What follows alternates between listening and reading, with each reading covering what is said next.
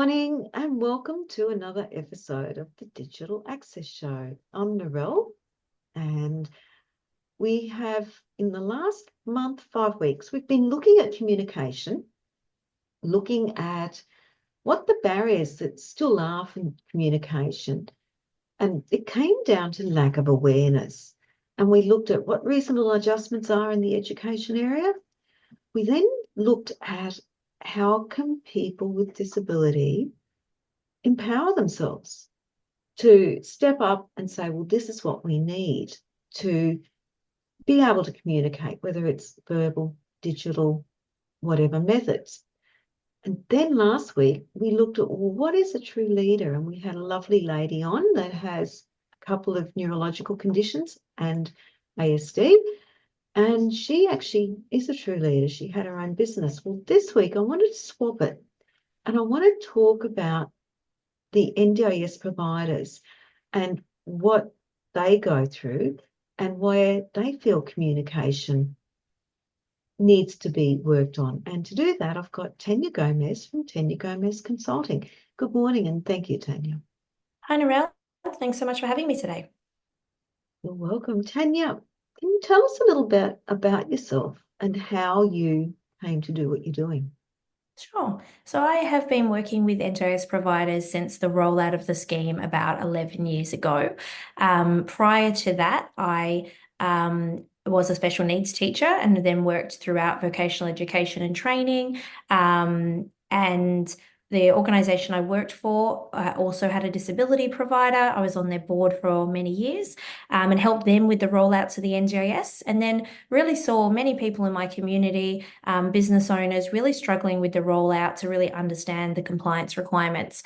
And I had done compliance audits in the vet space, and I'd done compliance audits in childcare centres, and really always found it really easy to understand government jargon and requirements and how to comply and demonstrate compliance at audit. And it's really quite an art and a skill to be able to go through audit processes. And so with the rollout of the NDIS, it seemed to really make sense with all of my different skills to move into helping providers. I've helped about 7,000 providers since 2013 and really helped them understand the very complex nature of the NDIS and help them to demonstrate compliance through the audit process. I like to focus on building a strong foundation for their business to grow upon so that they are just compliant by default, that their systems are compliant, and they can, be audit ready at any time. As opposed to prepping for an audit, we actually focus on building systems to be compliant in the first place.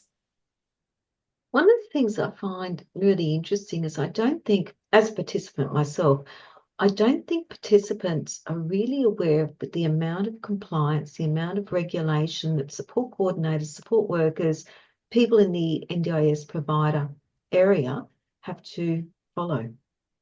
Yeah, it's huge. And the requirements are really complex. The standards, there's 36 areas you can register for as an NDIS provider, and all of those areas are linked back to the practice standards.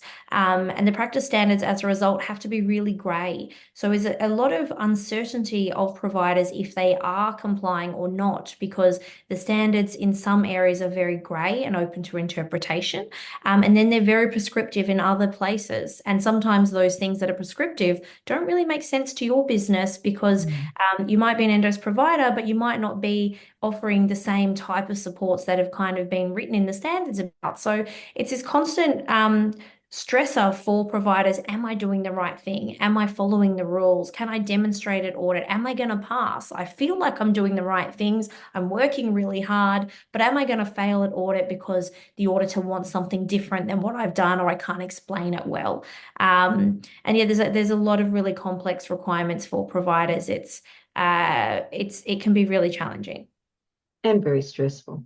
Yeah, really stressful. And there's really no one who helps you other than people like myself. The NDIS Commission isn't there to educate providers on how to do a good job. They're not there to remind them of their responsibilities. They're there to regulate and to enforce penalties when they've done the wrong thing. So it can be really lonely, especially as a small business owner, navigating a whole lot of complex, requirements by yourself with no support. It's challenging, and that's actually the reason I do what I do is to support small and medium businesses to really to thrive and to continue doing the amazing work that they do. Tanya, one of the things I find interesting with the standards is there any mention about communication with people with disability in the Yeah, form or there is. There's a standard that says, there's a few standards that mention that providers need to communicate in the mode of communication that the participant is most likely to understand. But even that is quite grey. Um, yeah, even that is quite grey. When the standards first rolled out in 2019, all of the auditors were told that that meant easy read documents, that everyone needed to have easy read documents, and if you didn't, you would fail them. But we got lots of pushback from people when I was auditing them saying, well, my client doesn't need an easy read document. That's insulting to their intelligence, or if someone has vision issues, they're not going to be able to read the easy read document that you've printed out in their welcome pack. And so now we have a little bit more understanding as auditors about what that standard means. When I'm consulting to people around how they do that, I try to tell them to just tailor their communication, and to be really clear on what their participants need, and to realize that maybe not two people will communicate in the same way, and to really think about what that participant needs. But that can be a challenge, and that takes a lot of experience. And if you're a brand new support worker who hasn't worked for a long time in the space, you might not know about how to tailor your communication and how to work with participants to make sure that they understood you and that you're meeting their needs. but what can a participant do to assist in that area? Well, I think participants need to be vocal about how their needs need to be met. So talking to them and saying, look, thank you so much for for sending me over that service agreement and that wonderful welcome pack of 500 pages, but you've sent it in a PDF and I actually can't read that. It's can't go through my screen reader, or when I was on your website, you had some really interesting I was able, someone told me that you had a really great website, but I couldn't actually get on it because it was not accessible. And just making the point and asking for better, explaining the needs, explaining how to do it, and taking that responsibility to tell your providers how they can do it better. And I find that most providers are really responsive to feedback from participants on how to meet their needs. And they really do want to do a really good job. They want to care for participants. They want to provide them support, and they want to be good at it. They just need some direction and some guidance. And often too, the support coordinator, they're not going to be a technical whiz. They're No. not going to be the person that knows how to put a website together so it is digitally accessible, or how to create a document that is structurally sound and accessible. They've got other skills in other areas, and they will rely on the web developer or whoever's created the document templates for them, that is accessible. Yeah, I don't know if even it's on the radar for a lot of providers. I think when I'm talking to providers, they've bought their policy pack from a policy company, they've given it to them in Word documents, they've put them on their computer, they're printing those out and filling them in by hand. And they're not even really aware of digital accessibility in any way. Um, it's a challenge, definitely, but they don't have the tech skills and they probably have never thought about it. They've never encountered it themselves. Yeah, and that's what I often find as well. And I find a lot of people with disability as well. I it saddens me when I hear that people with disability just expect not to be able to communicate Yeah. because they've always never been able to communicate or read the document or use a computer or use a phone because they've never been taught that you can. And there's such an impasse there that I'm not sure how to get around it. What are your thoughts? Yeah, I think it's everyone's responsibility to aim towards better communication.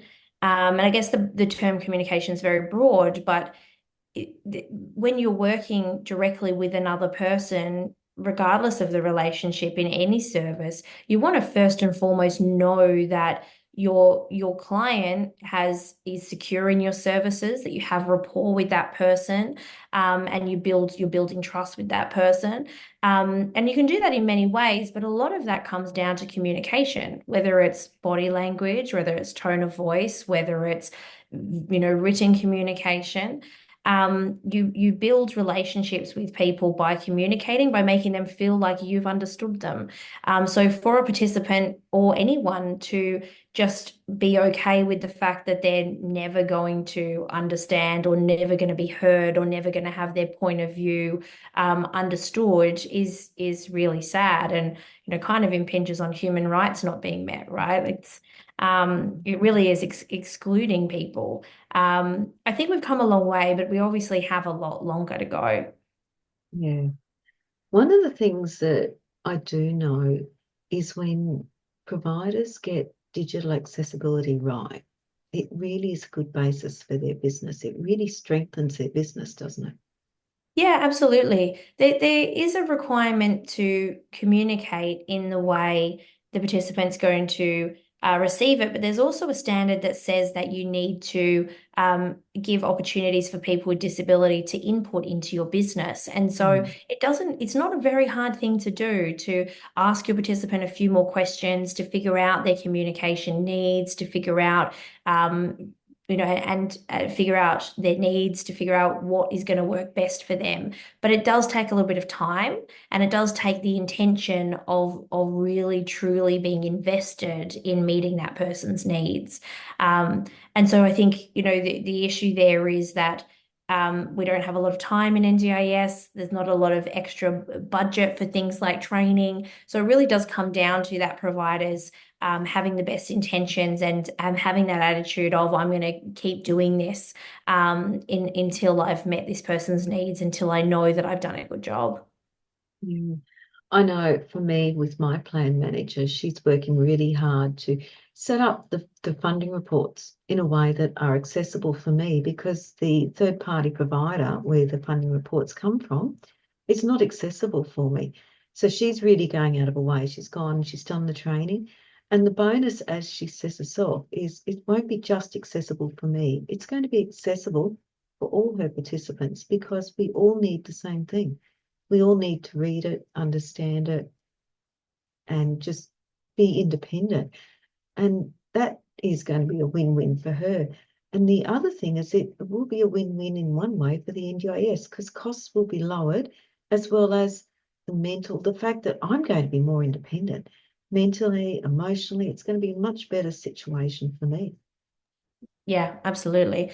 That's the type of intention that you need, that idea of I'm committed to getting this outcome with you. I'm committed to working through meeting your needs, to figuring out what that looks like. And I think sometimes providers just don't know until someone says, hey, look, that I can't access this. I know in my business, we used to run 30 webinars a month, and we did this for years. And then once someone came and said, look, we're deaf, we can't actually hear the webinars, and this was before we had closed captions on Mm. everything.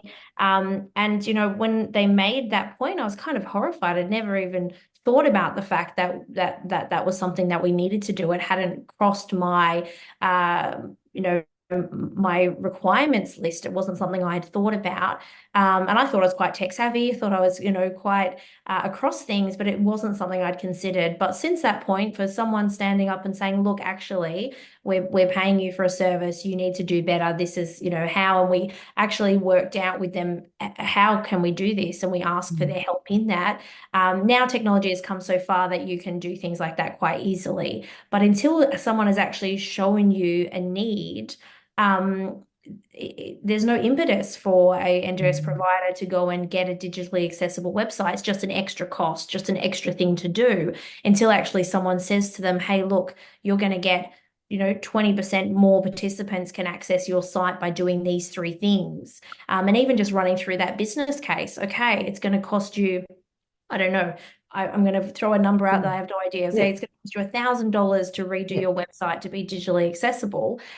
So that's going to be, you only need to get two extra participants this year to pay that back, or one, or 3 months of support. If you actually did that business case for someone, it would be a no-brainer. It's just actually Mm. making that decision a requirement. In the NGS, providers have so many things coming at them all the time. Yeah. It isn't really a priority until someone makes it a priority, until a participant says, look, I need better, I deserve better. This is simple for you to do, and you need to do this now. Mm. I think if all participants with communication needs, which could be the majority, actually gave their providers a list of how to better meet their needs, I think most providers would do everything they can to meet those requirements. Yeah, I agree with you. And it's not just people with disability, it's English as a second language, it's people who are just getting older. They all benefit from ensuring that the communication's much better, don't they? Yeah. And everybody at time challenges with Mm. communication. Like you could just be having a really bad day and need Mm. things simplified. Or you could, you could be, as you said, English as a second language. Mm. There's so many people who require assistance with communication. People who are dyslexic, there's just so many varieties of people, and there's so much neurodiversity now, I suppose we could call it, that not every participant is going to have the same communication needs. So tailoring that, I think coming from an early childhood background, this is always something that you just do in early childhood. You just meet the child where they're at because no 2-year-olds are the same. They develop differently. So you just Mm. meet them where they're at. You don't expect them to be anything other than who they are, and you don't make assumptions about their skill level or where they're at. You observe it, you test it, you observe it, and then you figure out a plan. And I think that's always just carried through with me. And I sometimes look at how we treat adults with disability, or just adults in general, English as a second language as the other example, and go, okay, but if they were 3, we would be trying so much harder to adjust to them and figure out how we're going to teach them. But as soon as they hit 17 or 18, we're no Yeah. longer interested in meeting individual needs. We're now trying to make people fit in our boxes so that we can systemize and streamline and make our jobs easier, as opposed to taking that extra effort to really make sure we're communicating the way that people Mm. understand. I really like what you said about assumptions because I've got this thing at the moment, it's breaking the beliefs. And it's Mm. exactly that. Test your beliefs, test your assumptions. Are they based on fact? Yeah. Yeah, it's just such an important thing to do. And I think it is the participant have to, and I can understand it's scary. It's so incredibly scary. And it must be, now, I came to disability later in life, but it must be incredibly scary for someone that's always had disability to suddenly start saying or be expected to say, this is how I want it. Oh, yeah. And It I must be remember terribly scary. the first couple of years of the NDIS, a lot of the feedback from the community that I was working with was we're saying these NDIS goals, we're asking participants what they want, and they have no idea. Mm. Nobody in their lives have ever asked them what they Yeah. want.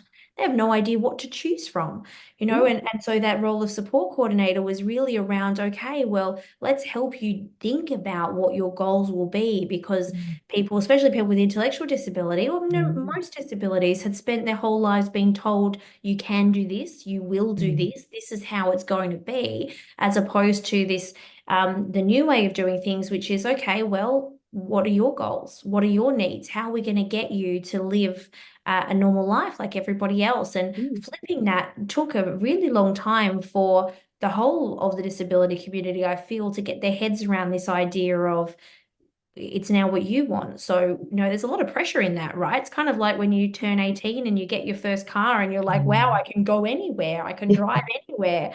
And that's scary to have to make those decisions potentially without any understanding of the options, the choices, the Mm. consequences, the risks, and having to navigate through that. And I think that's kind of the same.